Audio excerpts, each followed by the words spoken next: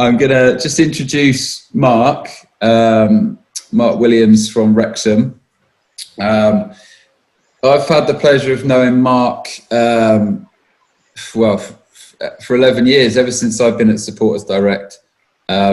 Mark has been involved with Wrexham Supporters Trust, who, to begin with, it was in a capacity of various campaigns to scrutinise the activities of people running their club, to save the racecourse ground, to make sure that the developments at the racecourse benefit the football club, and more latterly involved in transferring the ownership across to the Supporters Trust. And in the last 7 years, Mark has, along with a couple of his colleagues actually, is transferred from the Supporters Trust board to the club board. And unless he tells me his role's changed of late, Mark's been the finance director at the football club for the past 7 years. And I do just remember I will share one little story, which was, I remember sitting at a public meeting in Wrexham when the takeover was kind of possibly going to happen, and someone was sat next to me, a Wrexham fan, and they just said, as long as Mark Williams involved, it gets my vote. So there you go. I've buttered you up nicely, Mark, but clearly you got the trust of the supporters, the ones that I met that day anyway. You know, they're a club that we always like to talk about because we think they've done an unbelievable job off the pitch. And there's a few articles on the SD website where we've spoken to some of the directors to highlight what they've done. And I won't steal any more of Mark's thunder, and I'll let him talk to you about some of the challenges and how they overcome them. So, thank you very much. That's your sound again, Neil. If you could mute that. Neil, if you can mute that sound, please. I'm trying. Okay. I think it's because you've got your phone and the computer. It's probably coming through. I can't stop my phone. Hang on, I'm going to turn my phone off. Yeah. Thank you.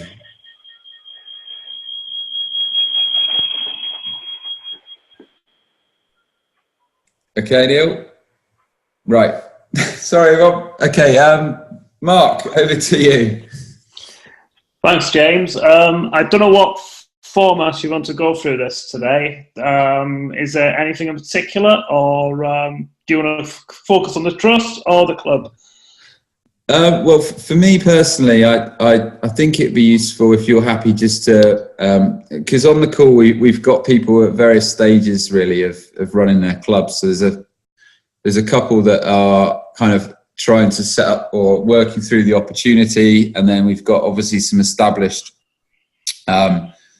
clubs like AFC Wimbledon and Exeter City who have been running their clubs for a long time, and I suppose some of that could be teased out by questions by people on the call, but I think it would be helpful if maybe you're okay just to run us through the sort of the headline chapters. So a little bit about how you got there, but then a lot of it really about the detail, because I think what for me is really impressive is how you've grown the business in the 7 years, how you've managed to increase attendances, how you've managed to do so well taking control of the racecourse ground.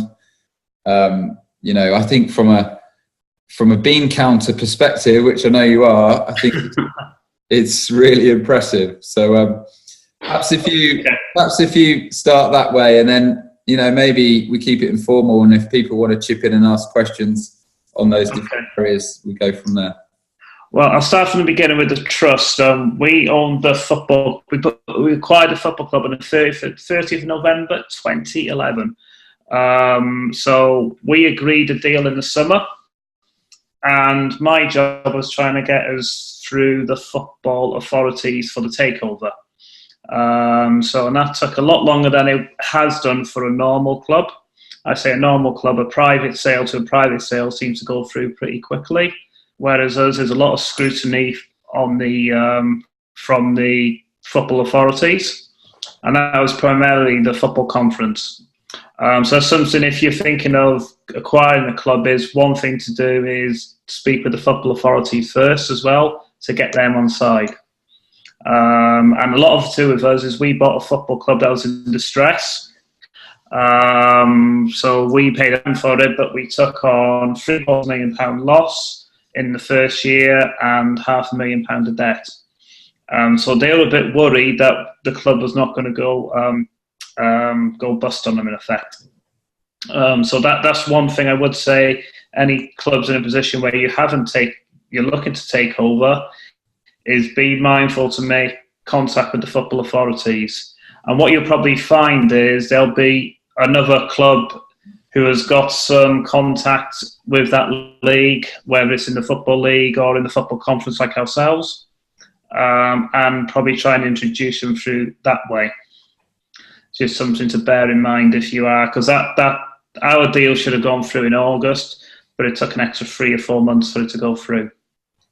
And so when we took over the football club, unfortunately it's very rare that you took a football club over in a healthy state. I know Newport probably were one of the exceptions when their previous owner handed them over the club. But we took over the football club with no assets. Our ground had just been sold. Our training ground had been sold. And so we were just left with, in effect, 11 players and the goodwill of a lot of supporters. When we got in, there were sponsor boards around the ground. And when we looked at the invoices raised, they had been billed for 2 to 3 years. So we really took over with nothing no assets in effect the football club had. So luckily, as a supporters trust, we had just under £500,000 sitting in the bank account at the time, because the previous 10 years we've been fundraising, and I kept that money for that day when it happened. So then all of a sudden we were left with running a football club. At the time we were top of the league, or competing at the top of the league I should say. So from that point of view, on-field wise, it was okay, but the football club could not sustain that playing budget that we inherited. So we had to make changes to that. And in effect, myself and another director, we in effect were prepared to run the football club as if it was in administration, and to make sure, just in case if our tenancies didn't continue, we'd have enough cash to get the club through the end of the season, which we managed to do. And gradually, as years have gone by, as we've got our understanding of the football club, we've managed to run the football club now on a break-even position. And we just use the working capital we had at the start to help us gradually transition to where we are today. So when we took over, we had no football ground, we didn't own it. So in effect, when people came into the ground, you go to the bars, the concourses, the money wasn't ours, it went to the landlords. And at the time, the university, Glyndŵr University, were a helpful landlord. And to be honest with you, if we had tried to take on the stadium, and at the same time, it probably would have broken us, just because it's too much too soon. And the club never had the infrastructure behind the scenes to run that. Because we are all volunteers at director level. But the most important thing, if you're a director of the club, unless you can spend a lot of time there, you can't be responsible for running it on a day-to-day basis. You have to, because the nature of a football club, you have to make decisions quick. And that could be if for match days. And so in effect, we structured the business on a Monday to Friday, it runs itself. And then on match day, which is our main event, that's when a lot of volunteers come on and help the club through the match day. So that's one thing we learned from it. You can't try and do everything because there's only so much time you got, and if you depend on your day jobs, that has to come first as well. So that's how we've taken on, and gradually over time, a couple of years ago, the university approached us. Would you like, they said they can't run the stadium anymore, and we've had to take on a 99-year lease on the racecourse, which in effect we more or less own it. So how we're structured, we're slightly different to some trusts. I know Chester, who's just up the road from us, their trust is their football club. Our trust is a separate limited company to our football club. And that was from at the time the Football League would not recognise a supporters trust in the Football League as being the club because there's no insolvency mechanism at the time. But I think that may have changed now under the new rules. So that's something. But we also wanted it that way because we realised the football club, when we inherited it, was just under £2 million business. And the people directing it had to have the right skill set, whether it was commercial, HR, finance, IT, and also football. And for all the benefits of the trust, the way we're constituted, the elections may not always you may end up with a board full of accountants or a board full of salespeople. You need to find the right balance for any business which you see across any board. So that's something we did separate and allowed the football board directors to concentrate on the business side of the club. We're still creating a link with the trust for the community side as well. So that's how we're structured. When we took on the lease, we've got that in a separate company as well. So we created a new company called WST Assets that owns our lease on the stadium, and that's purely there for protection. If something happens to the football club, and you never want to think in these ways, but from my background as an accountant, you always tend to structure things the worst case scenario. And if, for example, the football club became insolvent, providing the supporters trust can pay the rent on the lease, then the stadium is still protected. And so that's something that how we're structured, just to be aware of, that we have got a few companies now in our structure, just for that reason. So how we just quickly, mate. If it's all right, I'll share those slides. Yeah. For those, yeah, fine. So anyone who's got the video on, I'll share the slides we've got on the structure, and if you're not able to view them, hopefully we can share them in the network area as well to support what Mark's saying. Yeah. So how we're structured, we're owned by, in effect, the Supporters Trust, which is the Football Sports Society. And the most important thing is that owns 100% of the football club. How our rules are constructed, when we acquired the club, we put into the articles of the club that no shares can be issued to any third party. They only can be issued to the Supporters Trust. And what we've done is all the fundraising that the Supporters Trust done, we haven't borrowed the money. We've invested that into the football club as share capital. So, and we've done it for a couple of reasons. One, it strengthens the position of the trust, because if somebody tried to come in and acquire the club, for them to put, if they wanted a controlling interest now, they'd have to put over £1 million in. But then they'd only have 50%. But the most important thing is the trust members can only make that decision, not the trust board.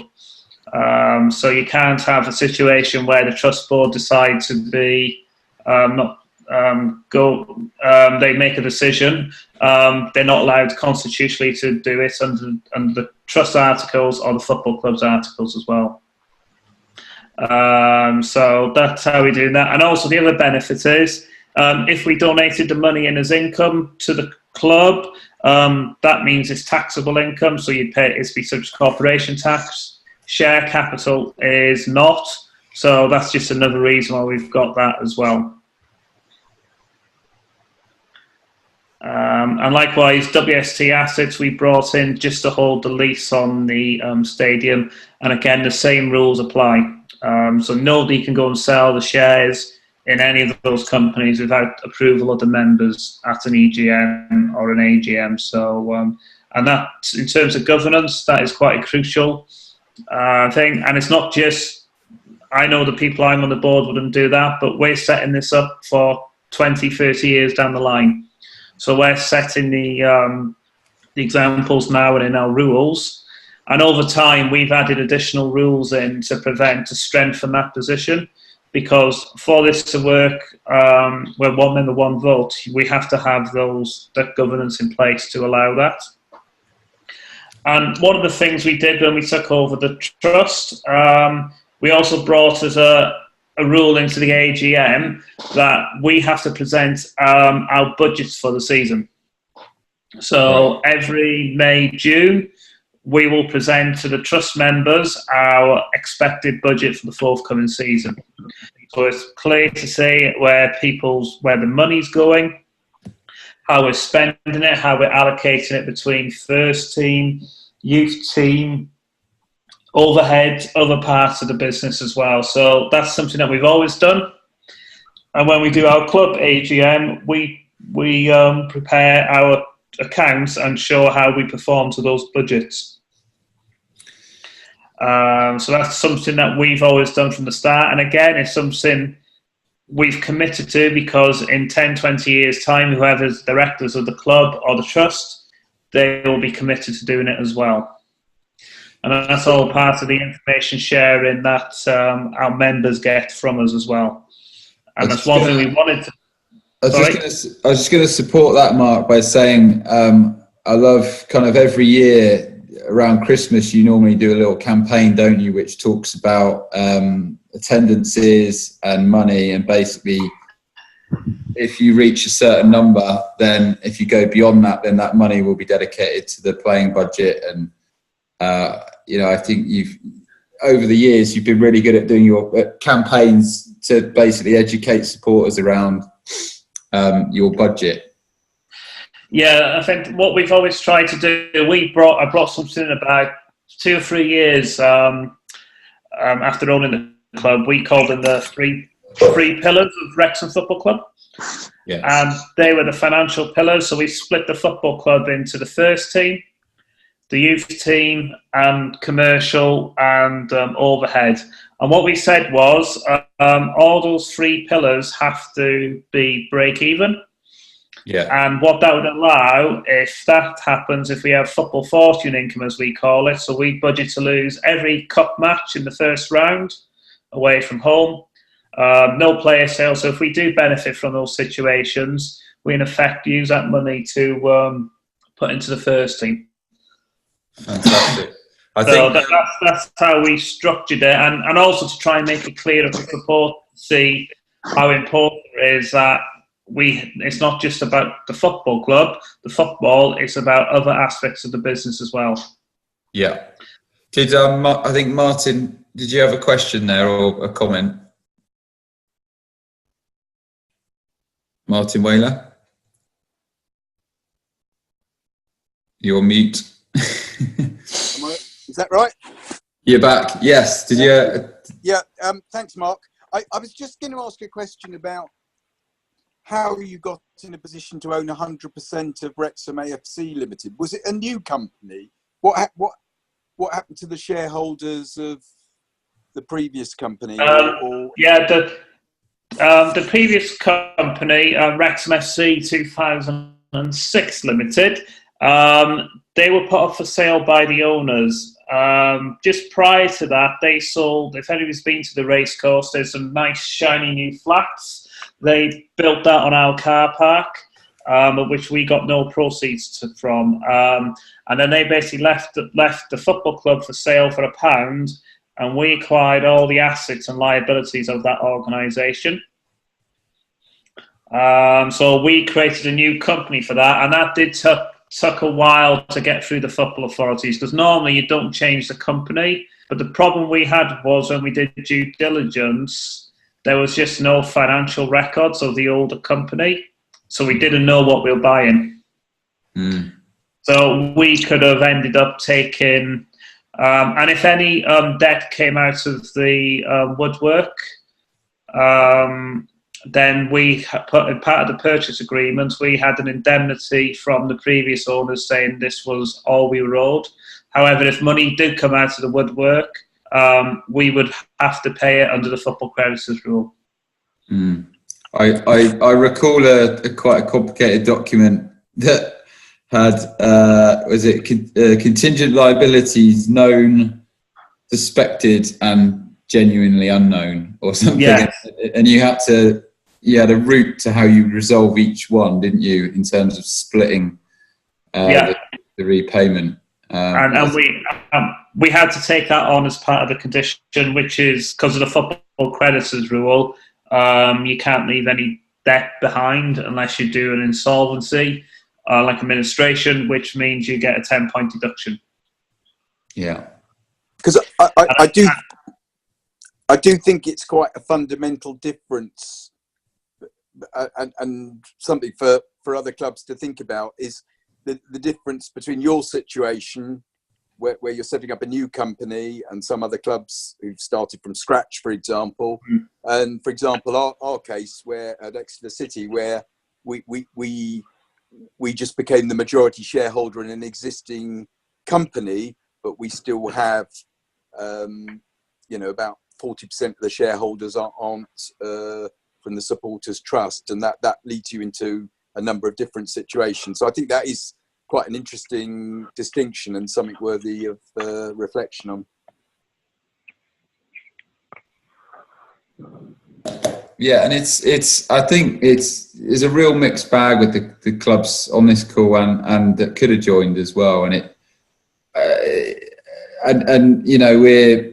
we're seeing at the moment, for example, there's another club, Worcester City, who for a long time we've been trying to get into supporter ownership, and it now finally looks like that's going to happen at the end of February, which is fantastic. But for them, they're fighting against these really antiquated articles that are from the 20s, and they've got caps in the articles. No one can own more than 1%, and you can't quite believe that this is but clubs are constrained by those articles, and I know that's a frustration you have at Exeter, isn't it, with the other shareholders, and actually the reality is that probably if they were, the majority of them, if they were active members of the supporters trust, they'd have more influence in the decisions than actually just being a shareholder in a company where they're just they got an odd number of shares. But it can really hamper what you want to do in other ways. I know, so it's a good point, Martin. Sorry, did you want to carry on, Mark? I have got a slide as well, which I've just put up, which kind of accurately shows the kind of main roles that you guys have got on the board. So it's got Spencer, yourself, Gavin, Phil, and John, which I think is a really good slide. And if anyone can see it, I'll share it afterwards. But it really gets to me. There's no ambiguity about who's doing what. And as you said, the range of skills that you've got is there for all to see, really, because of the different areas that you cover. Yeah, I think people who can see it, the areas that we've listed will be different to each football club. Yeah. So some football clubs may not have a youth department, some may not own the stadium. So that this is something which we've put together over time, and it follows on what I said about the pillars of the football club. More or less, that's what these do. They slot into certain aspects of the football club. And once we own the stadium, we introduce a fourth pillar, which is to cover the stadium. So that's something that we've done and we operate on. And our board meeting, in effect, covers all these aspects of the club. So my responsibility, I've got two main ones, which is finance. And also, I'm the match day operations director. So, although I'm not a safety officer or nothing like that, I'm the go-to person if there's any issues on a match day. But that could ever be if there's the pitch inspections or anything like that. It'll be my call, in effect, with the rest of my staff to make decisions. In that respect. Yeah. And a lot of this is the nature of football is. You're not going to know the answers to a lot of these. You just have to use your own professional judgment to make the best decision that you see fit based on the information at the time. So I think it's an important thing for any perspective, time to run a football club, you have to bear that in mind as well. It's not necessarily a case of enjoying wine in the boardroom on a match day. That's, it is a hands-on role. Yeah. And 3 of those 5, are people that you knew before the trust took control, which I think is quite remarkable, really, in Spencer, Mark and Gavin. Yeah, I've been on the Supporters Trust board since 2004. Gavin joined shortly after, and Spencer 2 years after that. So we have sort of known each other for a long time now in terms of how we work with each other. So how the stadium runs. So the next one is commercial stadium. So we're lucky the nature where we are. Our stadium's very large. So we had a Stereophonics concert last summer. So we had just under 20,000 people coming into the ground. We never had that opportunity before because we never owned the ground. That was something the university had. So that's something, getting the lease back was quite a big thing for the football club. And I will be honest with you, it did stretch us the first year. Because I can remember first 2 days after we had the ground, turned on the floodlights, and about 10 bulbs came on. And all of a sudden you realise, we've got a problem. So it's just something you have to be prepared for. But again, each club will be slightly different due to the nature of their ownership or ground ownership as well. Yeah.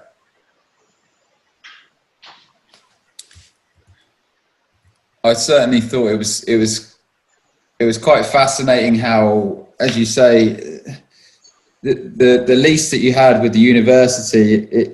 I don't know how you'd reflect on it now, Mark, but it felt like maybe in hindsight it worked well because it kind of gave you a few years to really get to grips with what you needed to do to run the club. Yeah, definitely. We were taking on a football club didn't have any retail stock, didn't do any commercial activity, so we had to really start from scratch.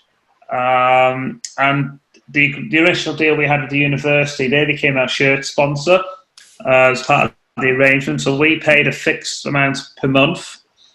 From memory, is about 100 grand a year, I think, or £10,000 a month. And that covered our rent on the stadium and all operating costs. But the benefit for us as a football club then was we could budget. We knew if something happened, we wouldn't have to dig into our reserves, move money away from the first team. So it allowed us to budget for the first 2 to 3 years. But as that sort of wore on, you sort of realise, and the university would come to us saying, we'll have to close this stand now because this needs repairing. And it was left on us then to repair it. And that was the catalyst really for us to take on the full operation of the stadium. But as James said at the time, when we took ownership of the football club, it was probably the right decision for us at the time to use like a license rather than a lease. So we only could use it 23 times a day. Yeah. And do you want to talk a little bit, Mark, about the match day operation, some of the opportunities? Because I know, you've done extremely well in terms of increasing revenue on match day with the hospitality, but also I think you hinted at it, the events away from match day. I mean, there's things that often you hear about, aren't they? And they go well for some clubs and not for others. If there's any secrets or tips you could give on, I suppose, making the most out of the facility, I think that might be useful. I think one thing we say is, I'll just talk about the attendances first. The biggest thing we've done is increase our attendance, and I think a lot of it's due to our ownership structure. That has definitely helped. But it came about. So when we took over, our average attendance was about 3,200. This year we're above 5,000. Wow. And the biggest thing we did was involve family and young supporters, because, and actually our next home game against Dagenham, we've got a grassroots football day where we've got about 1,300 kids coming in from all local youth football leagues for a day out. So we've done discounted tickets for them. So for us now as a football club, we have to get our kiosks right on the day to make sure we can maximise that, and hopefully they'll come back again as supporters in the future. And that's one thing we realised. There was not many families coming to the racecourse at the time. And that's one thing we realised, and that's what we're benefiting from our crowds increasing, is that more families are coming to the game, and it's more of a day out rather than just coming to watch the football match. So that's something we have purposely built on, and improving that match day experience as well. And in terms of things we did on the club, the shop we had was literally, you could fit 5 people in. We had a community share scheme where for about £90,000 was taken from that, and that developed a new retailer ticket office area in the ground, which was made it about 6 or 7 times as big as it was before. And now our turnover from 0 has now got up to just under £250,000 a year. And that's something you have to be mindful of. Each club is going to be different again. And that's really, we've taken from a business point of view, always what's going to be the best strategy for the club, what's the best opportunity.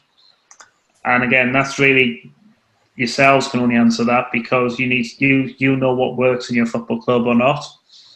In terms of the local market, what fans want, availability of facilities. So that's something we focused on to also increase the turnover of the business. And I remember you hire out the shops around Christmas, don't you, to give yourself a bit of extra reach? Yeah, we tried it one year. We look on a business decision. How can we maximise our opportunity? So we look to rent a shop in the town centre for 6 weeks. Just 'cause that's where all the footfall is. And this year we're in a local market. And so that's something that we do on a case-by-case basis. Sometimes when they come back with the rent, it's not worth it.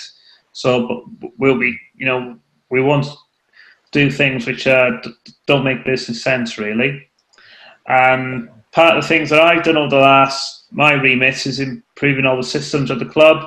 So we've had new EPOS systems in so we can make better decisions. So before, we didn't know what was our most popular drink that was being sold, our most popular pie. So we've gradually getting all this information now to make decisions which a business you'd expect it to do. So that them are the things you have to be prepared to invest in things, which again I mentioned before. People look at football clubs and think it's what's on the field. That's the most crucial thing, but you still have to have a mind on what's happening off the field, so you can make the most you can off the field to support the on-field activities. Mm.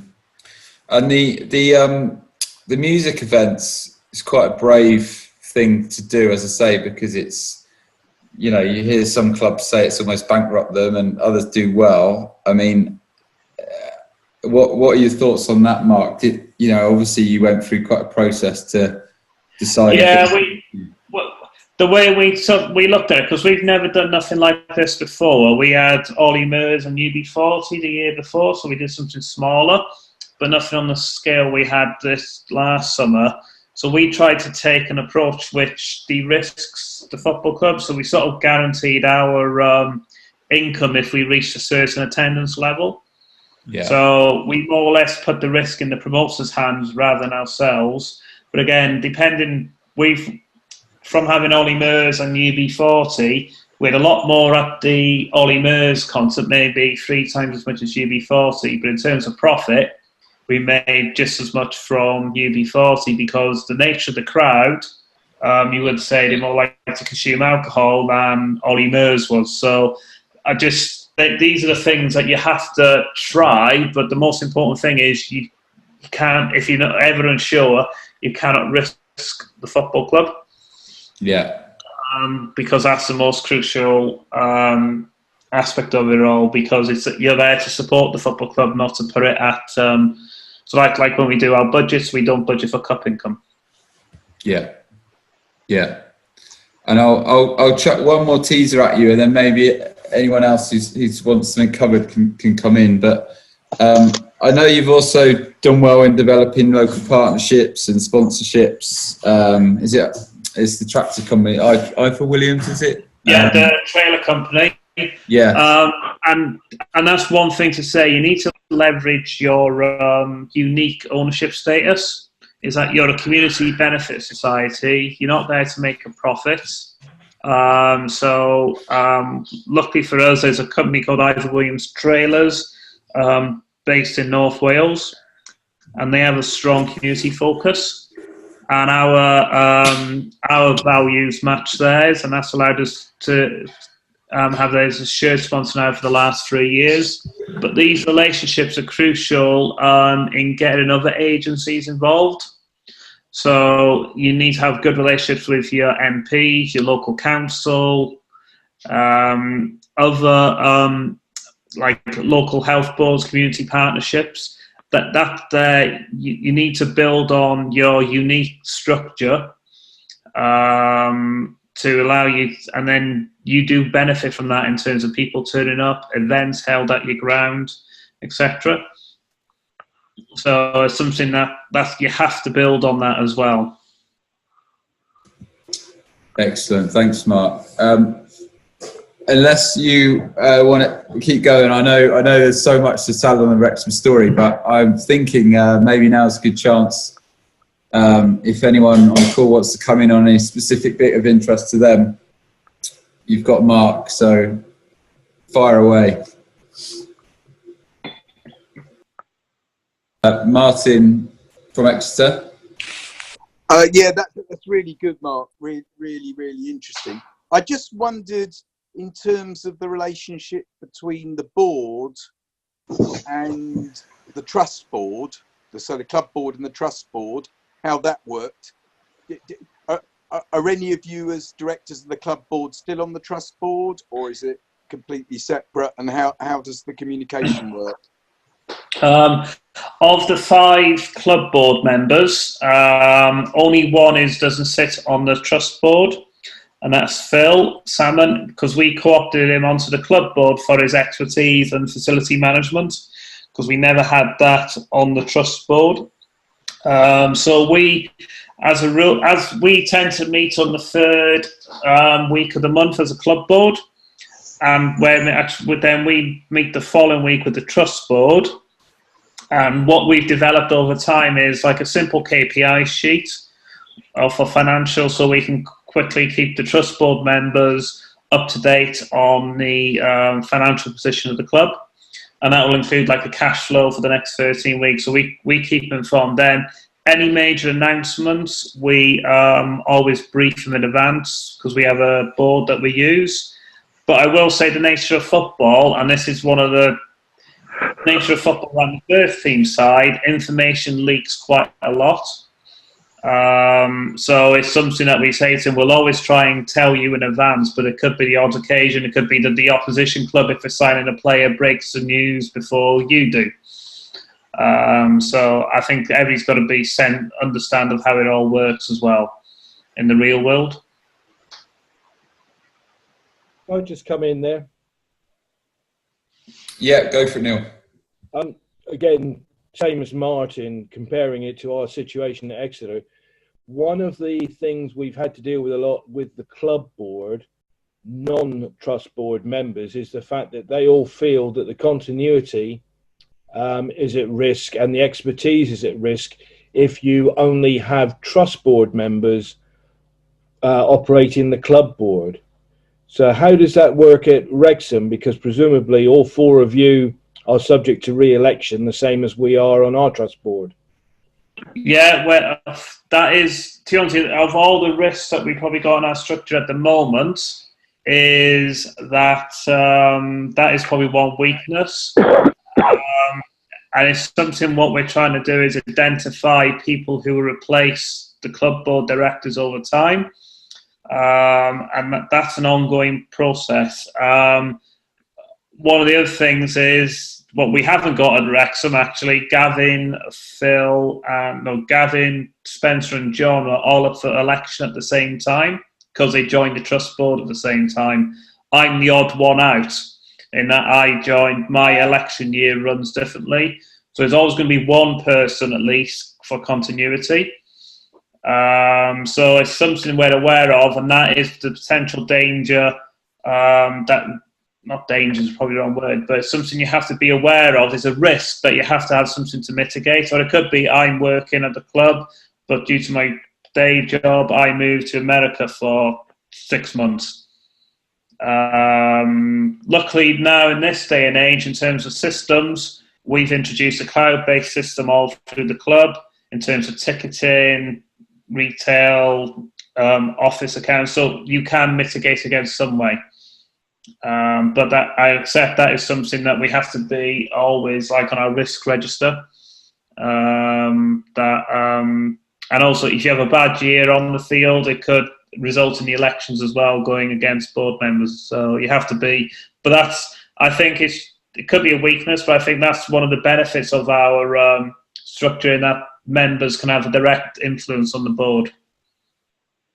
Yeah, thanks for that. I mean, I agree, and I think that's one of the things we've struggled with, to get certain people at the club to recognise and accept that that is a strength as well as a weakness.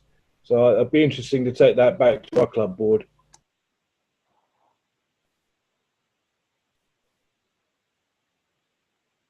Okay. Does anyone else have any more questions for Mark? I don't think we can let him get away this lightly. What about...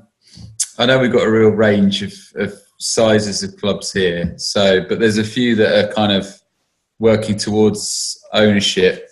Has any of those guys got any questions? Perhaps, I know Clapton are early days. Surely, I don't think Cambridge United made it, but...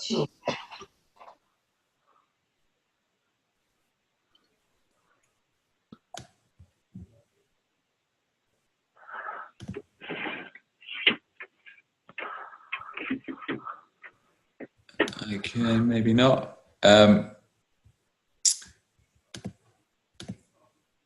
Okay. I was going to say another thing that I think, which surprises me actually, Mark, which is, well, the two things that I often draw on with Wrexham is, one is, as you said before, the financial position when you took over, the club was basically losing about £1 million a year, if I remember, when we looked at the share offer, and how I think it took about 3 years or so for you to turn that into a break-even business. I think that's something that I think is consistent with so many of the clubs and groups that we talk with. Obviously, that the clubs are often loss-making. Even as you mentioned, Newport County, they were still losing a hell of a lot of money because they were overspending. So I think, that's a fascinating element. But I also think another thing that often comes up is kind of the difference in terms of the purpose of the trust, what it's there to do, and how it's changed and evolved over time. And I think this is one thing you guys have done really well in terms of, again, I sort of remember back, I'm pretty sure your membership was somewhere around the 500 mark when you, almost at the point when you took ownership. And obviously you'd existed, you campaigned hard and done lots of great things, but you existed for a different purpose. And then over the years, you've kind of really evolved almost the trust's brand, and you've developed almost sub-brands like the My Racecourse, I think, was great. And the membership of the trust, I think I haven't checked recently, but it was up around 3,000-4,000 last time I checked. So, over the course of that time, you're not far off, got 10 times as many members. Do you think that's just because of the change of purpose, or are there things that you've done over that? I think if we bring it back to what we were talking at the beginning of this evening was about communication. Yeah. And that's the one thing that we've made sure that because we used to use the In Touch system initially. We've now integrated it into our ticketing system. But if you're going on a journey, you have to keep everybody informed. There should be no surprises, even difficult decisions. You have to be brave enough to say, look, we've made a decision because of this reason. Not everybody will agree with you. And with social media these days, it can be a bit, people are quick to criticise and you can't take it too personally. But the most important thing we did, we made sure we communicated with our members and being open and honest as far as you can. And the commercial sensitive, every member wants to know how much a player was on, but we've been clear from day one that is private and confidential. But when managers, we always we want to break the news first rather than it leaking out in the press. And I think that's one of the big things we've done and that's one of the benefits of being a member, is that you get that information first. And just on members' benefits, one of the best things we've probably done as a trust, we have something called Director for a Day. And then it's a random draw of all our members. And then they can come in and be a director of the football club for a day, something they never had before. So that's something that we get a lot of good publicity from. Blimey, we've been doing that since 2004. Yeah. Yeah, it's something that even now though, when you get people writing articles for us, it's just something that's always worked well for us. And it's just something that people then see the benefits of that. Yeah. Good stuff. Well, does anyone else have another question for Mark, or we can wrap up? It's last chance. Can I just ask another one, Martin from Exeter? Go for it. Like us, you obviously budget a baseline budget without any windfalls being accounted for, etc. Do you have an idea of where that puts you in the pecking order of budgets in your league? Whether are you upper quartile, medium? I wondered, because it's one of the arguments that keeps coming back about, I suppose, trust ownership versus private ownership, if you like. And I just wondered where you felt it put you in the pecking order. One of the peculiarities of the National League is they don't actually tell. I know the Football League do like a league table of what budgets, and they don't tell you who's number one, but they tell you where you are overall. I think our league are due to introduce that over the next couple of seasons. So all I know is we're not above Salford, who's spending a lot of, so that's all I can tell you there. So it's a bit strange in our league. There's no financial fair play. So whereas you notice some conference clubs go up and they struggle because all the loaned income doesn't count in the Football League. So we just need to get out of this bottleneck, and we should be fairly competitive in the league above. Because we break even anyway on a day-to-day basis, and then any additional income we get in effect would be for the first team. So I'm afraid we don't know where we are, but I imagine we're probably in the top 7. And you have to bear in mind we're dealing with the likes of Orient, who have got a good crowd, but also they've got their Football League subsidy still, as of Hartlepool, and obviously Chesterfield's have got it this season and the season next as well. Yeah. Thank you. And I guess, I certainly think that the way you've built your business model, fingers crossed you get promoted, and as you say, you're gonna compare very strongly with some of the other clubs, because you've really had to make it work, haven't you? The income. I think I was chatting to Spencer, and he said that over the 7 years, on average, pretty much you've raised it 100 grand a year, not including Football Fortune, which, as you say, when you apply that to EFL and the central subsidies, I think that will leave you in a really strong position. So I think that's all credit to you guys and girls that have turned that club around. So fingers crossed for the rest of the season, Mark. The bit we can't influence what goes on the field. That's the problem. Absolutely. And I saw that the national team are coming back to play at the racecourse, aren't they, soon? Yeah, that's one of the big things we've been pushing for. So we got a friendly international in March. So again, that's additional income for us. And also, hopefully, if that goes to plan, we may have one in September as well. So, but again, it's all additional income, but it's good for us so we can network. We want to develop the cop stand at the racecourse, and hopefully having these internationals, and they go well, allow us to arrange for that to happen. Great stuff.